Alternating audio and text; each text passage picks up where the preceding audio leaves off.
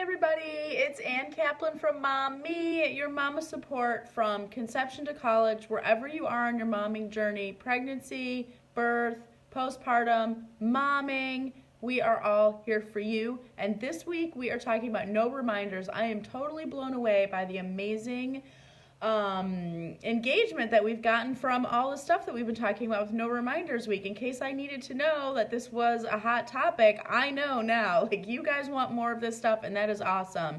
And I've been getting questions all week long about, okay, great, I need to take action. I need to stop reminding. I need to stop repeating myself. What do I do? What is this action that I should be taking? Let's talk about it today. Okay, I'm going to make it so easy for you guys. What to do instead of repeating yourself. What I've been saying this whole week is don't remind. Say it once and then take action, right? So let's break it down even more. I'm going to give you guys 4 simple steps to make this a reality for yourself, okay? My first step for you guys is know your consequence beforehand, okay? And that's really hard to do in advance, but I want to give you guys 2 little aha ideas here. First of all is when you have a chronic misbehavior with your kids, the great thing about that is you can troubleshoot, because whatever that misbehavior is, until we figure out how to solve it, you're going to get a second chance to try it again. You're going to get a second chance to try to implement with your kids, right? So think of a consequence, think of a behavior that you're trying to work on. It's something that you're constantly repeating yourself about. Think about it and decide in advance, I know this is going to happen again. I know I'm going to say such and such and my kid's not going to listen, and normally I would repeat myself. What am I going to do instead? Think of it in advance, okay? And the other thing that I want to tell you guys is if you can't think of an obvious consequence, if it's something that it's like fighting about a toy or about a video game or about screen time, you guys, the solution is obvious. The consequence is obvious. Kid can't handle the privilege of whatever it is. Kid loses the privilege. Super clear, right? Maybe it's hard, kind of like ripping a Band-Aid off, but it's obvious what that consequence needs to be. Kid can't behave himself when he's with a specific friend. Need to take a break from that friend. Kid can't behave himself with certain toys or whatever. Obviously. But sometimes it's not that clear, right? My kid never puts their shoes on before school and I have to tell them a million times. My kid won't get out of bed. That was a question we got from Alicia this week. What do I do when I can't get my 14-year-old to get out of bed? Sometimes those solutions aren't super clear. So I want to tell you guys the 2 things that I do.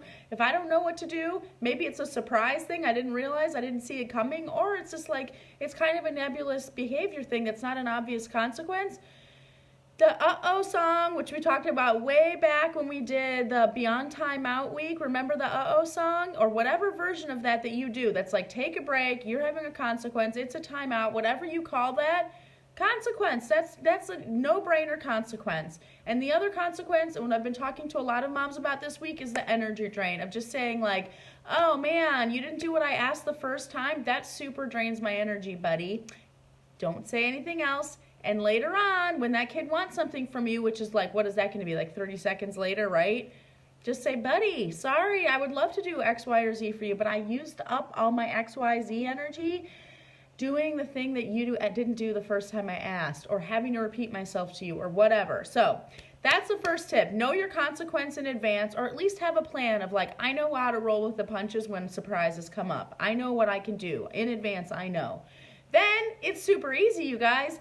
ABC. A stands for ask your kid to do whatever it is. And when you ask your kid, set a deadline. Say, hey, buddy, I'd like for you to put your shoes on by the time I'm done brushing my teeth, or by 10 o'clock, or whatever. Say it.